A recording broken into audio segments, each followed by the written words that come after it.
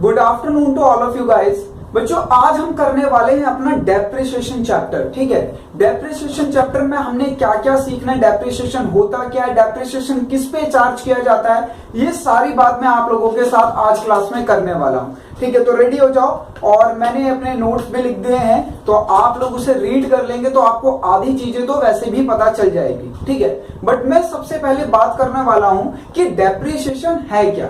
बच्चों डेप्रिसिएशन हमारे बिजनेस के लिए एक एक्सपेंस होता है। ठीक है, अब ये चार्ज क्यों किया जाता है, इसके मेथड क्या होते हैं, वो सब भी डिस्कस करते हैं। तो चलो सबसे पहले बात करते हैं डेप्रिसिएशन की।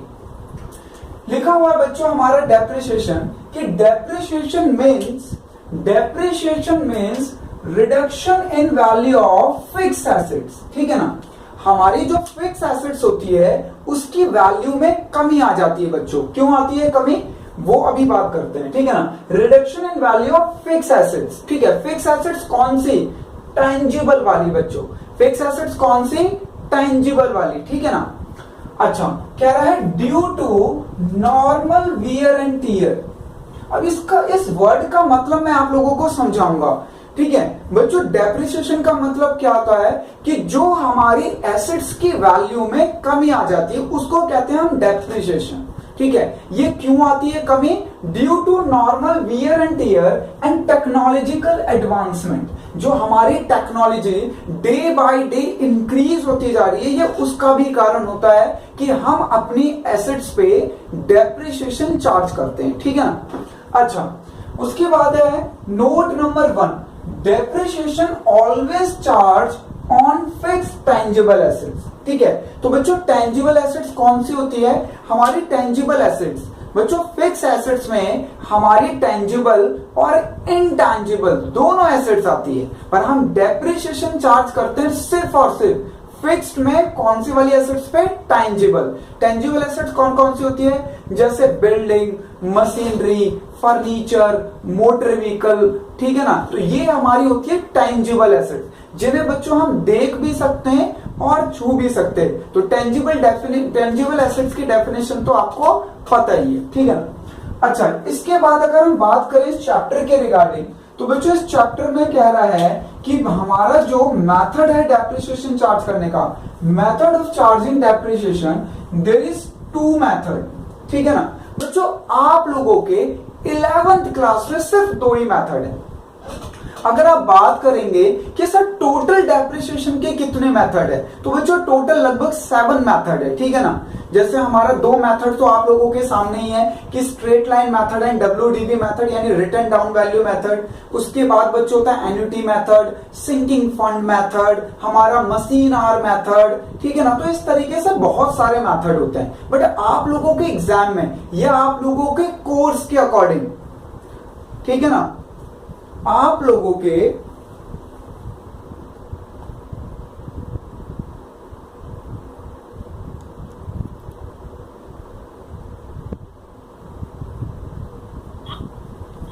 ठीक है बच्चों, आप लोगों के कोर्स के अकॉर्डिंग, ठीक है, आप लोगों के कोर्स के अकॉर्डिंग सिर्फ और सिर्फ आप लोगों के लिए ये ही 2 मेथड है। कौन कौन से, एक तो है बच्चों आप लोगों के स्ट्रेट लाइन मेथड। कौन सा मेथड, स्ट्रेट लाइन मेथड, जिसे हम SLM मेथड भी कहते हैं, जिसको हम शॉर्टकट में SLM मेथड भी कहते हैं। और दूसरा है बच्चों रिटर्न डाउन वैल्यू मेथड। ठीक है ना, जिसको हम लोग शॉर्टकट में WDV मेथड कहते हैं। सिर्फ 2 ही मेथड है। वैसे बच्चों टोटल 7 मेथड है। ठीक है ना, टोटल कितने, 7 मेथड। जैसे आप लोगों का annuity method, sinking fund method, machine hour method, capitalization method. But आप लोगों के एग्जाम में नहीं आने वाले, क्योंकि आपके कोर्स में सिर्फ और सिर्फ ये 2 ही मेथड है। ठीक है, अब बच्चों ध्यान से समझना जो जरूरी चीज है, टोटल कितने मेथड है, 2। बट बच्चों इनको दूसरे नाम से भी जाना जाता है। ठीक है, इन 2 मेथड को दूसरे नाम से भी जाना जाता है। जैसे स्ट्रेट लाइन मेथड को फिक्स्ड इंस्टॉलमेंट मेथड भी कहते हैं। कौन सा वाला, फिक्स्ड इंस्टॉलमेंट मेथड। और क्या कहते हैं बच्चों, स्ट्रेट लाइन मेथड को दूसरे नाम से हम जानते हैं और कहते हैं फिक्स्ड इंस्टॉलमेंट मेथड। ठीक है, और एक और नाम है बच्चों इसका original cost method. Original cost method. तो देखो टोटल मेथड तो दो हैं, एक है एसएलएम मेथड यानी स्ट्रेट लाइन मेथड, और एक है बच्चों आप लोगों का रिटर्न डाउन वैल्यू मेथड यानी WDB method. But SLM method के दो नाम और हैं, फिक्स्ड इंस्टॉलमेंट मेथड और ओरिजिनल कॉस्ट मेथड, ठीक है ना। ऐसे बच्चों डब्ल्यूडीबी के भी दो नाम हैं, क्या नाम है, एक तो है बच्चों इसका reducing balance method, reducing balance method, और दूसरा बच्चों इसका एक और नाम है diminishing balance method, diminishing balance method,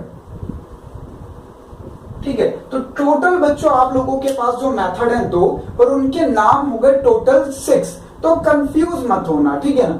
straight line method को और क्या क्या कहा जाता है, फिक्स्ड इंस्टॉलमेंट मेथड और ओरिजिनल कॉस्ट मेथड। ऐसे बच्चों डब्ल्यूडीबी मेथड को और क्या क्या कहा जाता है, रिड्यूसिंग बैलेंस मेथड और डिमिनिशिंग बैलेंस मेथड। अच्छा, अब ये आया हमारा थर्ड नंबर नोट कि how to calculate cost of assets. हम अपने एसेट्स की कॉस्ट को कैसे फाइंड आउट करेंगे। भाई जब तक हम अपने एसेट्स के कॉस्ट के बारे में पता नहीं लगा पाएंगे, हम डेप्रिसिएशन कैसे चार्ज करेंगे। हमें सबसे पहले पता होनी चाहिए उसकी कॉस्ट, ठीक है। तो बच्चों कॉस्ट हम कैसे फाइंड आउट करेंगे, तो कह रहे हैं कॉस्ट में सबसे पहले आएगा परचेज कॉस्ट, भाई जितने में आपने उसे परचेज किया, और उसके बाद बच्चों उसे रेडी टू यूज, ठीक है ना। आपने एक एसेट्स परचेज कर ली और उसको रेडी टू यूज मतलब यूज करने के लिए रेडी करने के लिए जो भी एक्सपेंसेस आए बच्चों, वो सारे के सारे हमारे जो एसेट्स होता है उसकी कॉस्ट में ऐड करते हैं, ठीक है ना। ठीक है ना, मैंने वर्ड यूज किया है ready to use, ready to use. बच्चों इसको दूसरी लैंग्वेज में या कह सकते हो एक और वर्ड यूज कर लेते हैं, पुट टू यूज, ठीक है ना। दोनों का मतलब एक ही है, पुट टू यूज या रेडी फॉर यूज। भाई हमारे पास ना बच्चों कुछ एसेट्स ऐसी होती हैं जिसको हम परचेज तो कर लेते हैं पर उसको यूज नहीं कर सकते, ठीक है ना। जैसे एग्जांपल देता हूं, जैसे आपने एसी खरीद लिया बच्चों, एयर कंडीशन, तो एयर कंडीशन आपने परचेज तो कर लिया 30,000 का, सपोज मान लो आपने एयर कंडीशन परचेज कर लिया 30,000 का, पर आप उसे यूज नहीं कर सकते। सर यूज कर सकते हैं, क्यों नहीं यूज कर सकते, नहीं यूज कर सकते बोल रहा हूं ना, जब तक आप उसको अपने घर पे इंस्टॉल नहीं करवा लोगे। और बच्चों स्प्लिट एसी अगर आपके यहाँ पर है तो आपको पता होगा उसका इंस्टॉलेशन किस तरीके से होता है, बड़े तामझाम लगते हैं, और जो इंस्टॉलेशन करता है वो चार्जेस भी लेता है। तो आपका एसी पहले आपने परचेज तो कर लिया और उसके बाद इंस्टॉलेशन चार्जेस भी पे किए, तो बच्चों अब आया है रेडी टू यूज की कंडीशन में, ठीक है ना। तो ये आज का जो आपकी कॉस्ट ऑफ एसेट्स होगी ऐसे निकलेगी, ठीक है। वो आपको देखना पड़ेगा कि आपकी एसेट्स कौन सी है और उस पर कौन कौन से एक्सपेंस लगे, ये क्वेश्चन में गिवन होगा, ठीक है। अच्छा एक और ऐसी बात करते हैं डीटीएच सर्विस, ठीक है ना। जो आप लोग डीटीएच सर्विस करते हो जैसे एयरटेल का या बच्चों जियो का भी आ गया, तो उसे आप खरीद के मार्केट से ले आते हो, वो सेटअप बॉक्स तो यूज थोड़ी ना करने लग जाते हो, उसे भी तो इंस्टॉलेशन कराना होता है। तो वैसे बच्चों हमारे पास बहुत सारी एसेट्स होती है जिसे हम परचेस करके डायरेक्टली यूज नहीं कर सकते, ठीक है, हमें उस पर और भी खर्चे करने होते। जैसे सपोज मान लो आपने अपने लिए कार परचेस करी है, तो कार परचेस करने के बाद आपको उसका रजिस्ट्रेशन कराना होता है, ठीक है। रजिस्ट्रेशन के बाद आपको उसका इंश्योरेंस कराना होता है, तब जाके कॉस्ट निकलती है, ठीक है। मतलब सिर्फ परचेज कर लेने से यूज नहीं। बच्चों कुछ एसेट्स ऐसे होती है कि हम परचेज करके डायरेक्ट यूज करने लगते हैं, बट बहुत सारी एसेट्स हमारी ऐसी भी होती हैं कि उनको परचेज करने के बाद आप डायरेक्टली यूज नहीं कर सकते। उसको रेडी टू यूज कंडीशन में लाने के लिए, रेडी टू यूज कंडीशन में लाने के लिए भी हमें पैसा खर्च करना पड़ता है, और वो जो भी हम खर्च करते हैं हम अपने कॉस्ट ऑफ एसेट यानी एसेट्स में ऐड कर देते हैं उसकी कॉस्ट में। तो अब हम टोटल बना देते हैं कि भैया हमारी जो एसेट्स की कॉस्ट है वो इतनी पड़ी, ठीक है, जिसमें बच्चों हमारा registration charges, installation charges, carriage cartage freight, आपको पता है ट्रांसपोर्ट के एक्सपेंसेस होते हैं, कोई इंश्योरेंस चार्जेस हो, और रिकंडीशनिंग चार्जेस। सर ये रिकंडीशनिंग चार्जेस क्या होता है, प्लीज ये समझा दो। बच्चों रिकंडीशनिंग चार्जेस होता है जब आप कोई एसेट सेकंड हैंड खरीद रहे हो, ठीक है। जैसे सपोज मान लो आपने एक कार खरीदी सेकंड हैंड जिसके चारों टायर खराब हो गए थे, ठीक है, तो आपने सेकंड हैंड परचेज कर ली। अब आप उन कार के यूज नहीं कर सकते। कब तक यूज नहीं कर सकते? यूज नहीं कर सकते कब तक? जब उसमें आप टायर ना लगवा लो। तो यहाँ पे रिकंडीशनिंग चार्जेस का मतलब वो है कि उसको उस कंडीशन में लाना। आप सेकंड हैंड चीजें तो खरीद रहे हो, तो आपके लिए तो भैया वो पहली बार हुई परचेज, और उसको रिकंडीशन मतलब उसको पुट टू यूज या रेडी टू यूज की कंडीशन में लाने के लिए जो भी आप पैसा खर्च करोगे वो आपकी एसेट्स की कॉस्ट में ऐड हो जाएगा, ठीक है ना। तो ये था बच्चों हमारा डेप्रिसिएशन का थ्योरी पार्ट, ठीक है। 2-3 चीजें और हैं बच्चों। हमारा नोट नंबर 4 है, हमारा नोट नंबर 4 है कि how to calculate depreciation under straight line method, ठीक है। नोट नंबर 4 क्या है हमारा? How to calculate depreciation under straight line method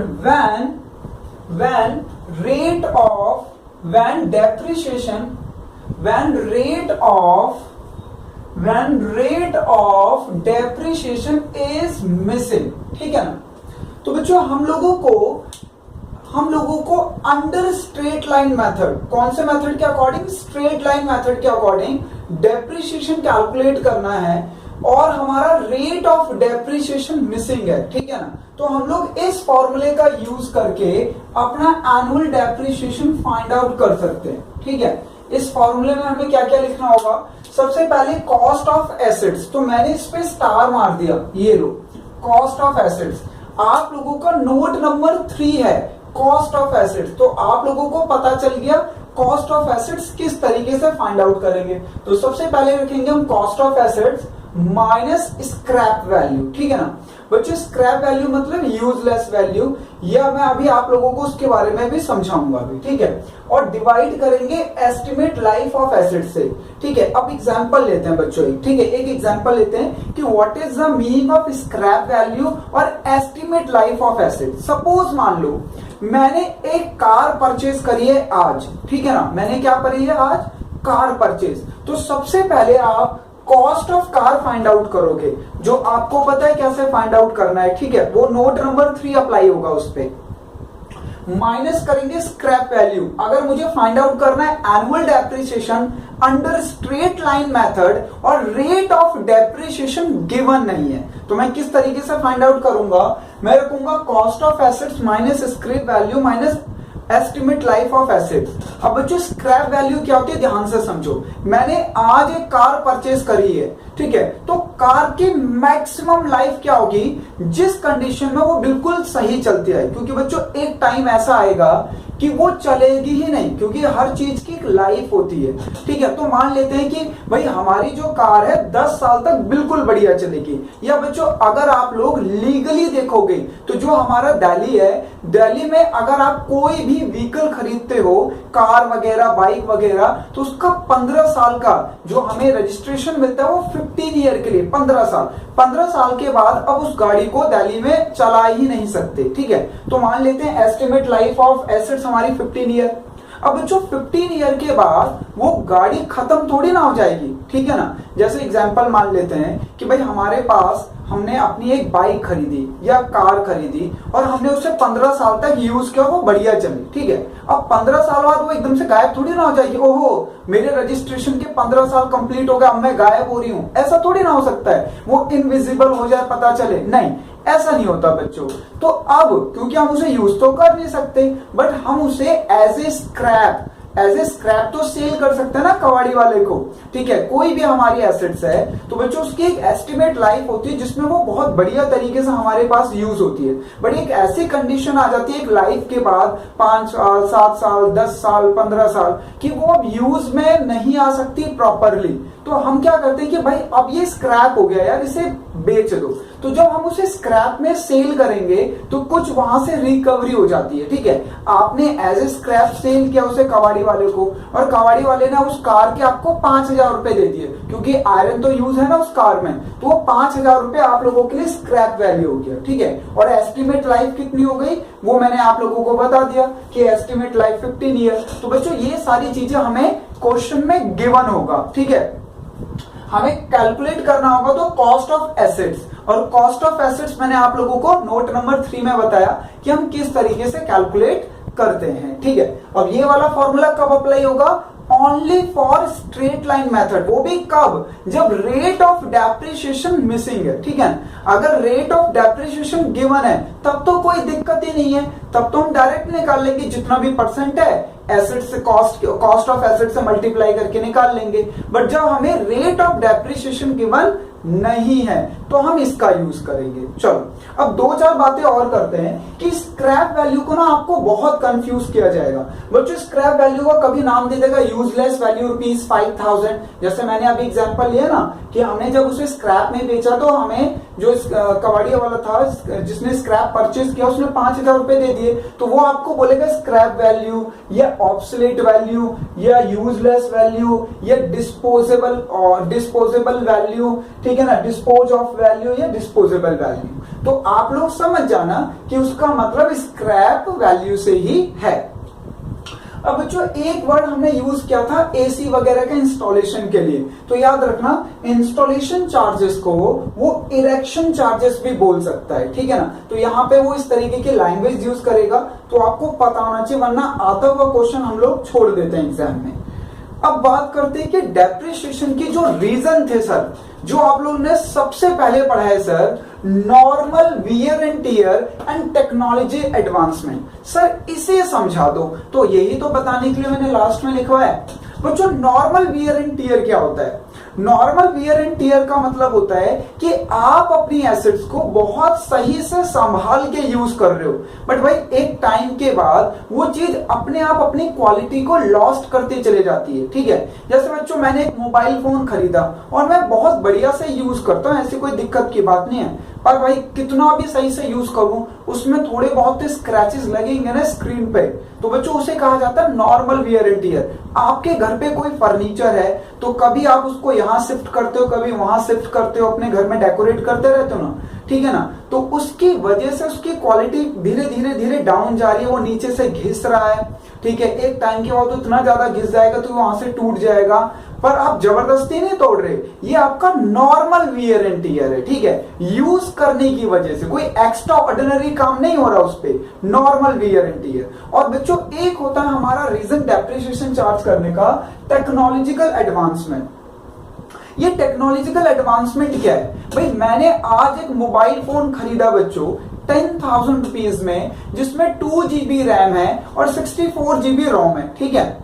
अब यही फोन मेरा कम से कम 5 साल तक चलेगा, बट बच्चों आप खुद सोचो 15 कम से कम 2-4 महीने में या 1 साल में इसी 10,000 में, आजकल आप देख भी रहोगे मार्केट में 10,000 में कोई कंपनी अपना फोन लॉन्च कर देगी 1 साल बाद तक, जिसमें बच्चों 8 GB रैम होगा, 64 GB रोम होगा, अब वो भी 10,000 में। तो मैं अब मेरा फोन 10,000 में आज की तारीख पे, 1 साल बाद तो इसे बढ़ना चाहिए ना भाई, एसेट्स की इंक्रीज होना चाहिए, नहीं बच्चों डिक्रीज होगा बिकॉज ऑफ टेक्नोलॉजिकल एडवांसमेंट। क्योंकि जैसे जैसे टेक्नोलॉजिकल एडवांसमेंट आ रहा है वो सारी चीजों को हमारे क्या कहता है कि भाई वो आपको यूज ही नहीं करेगा, आप कहोगे अरे ये तो आउटडेटेड हो गया।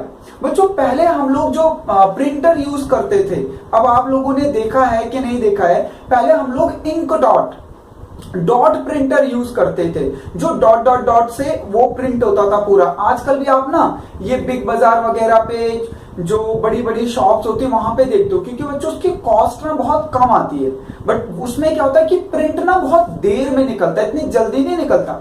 अब क्या है, लेटेस्ट टेक्नोलॉजी आ गई, लेजर प्रिंटर, 1 मिनट में इतने सारे पेजेस निकल जाते हैं, ठीक है। वो डॉट प्रिंटर नहीं है, लेजर प्रिंटर है। जैसे मेरे पास पहले बच्चों डॉट प्रिंटर हुआ करता था, बट जैसे ये लेजर प्रिंटर आया मैंने कहा यार मुझे अगर अपने स्टूडेंट्स के लिए असाइनमेंट निकालने हैं और मुझे 200 पेज निकालने हैं तो डॉट प्रिंटर में बच्चों 2 घंटे ऐसे ही बैठे रहना पड़ता था, पर लेजर प्रिंटर में क्या हुआ, वो 2, 3, 5 मिनट के अंदर में 200-250 पेज निकाल देता है, उसकी स्पीड बहुत तेज होती है, ठीक है ना। तो ये टेक्नोलॉजिकल एडवांसमेंट है। अब क्या हुआ, जो मेरे पास डॉट प्रिंटर था मेरे लिए यूजलेस हो गया, ठीक है ना, मेरे लिए क्या हो गया, यूजलेस, मैं यूज ही नहीं करता।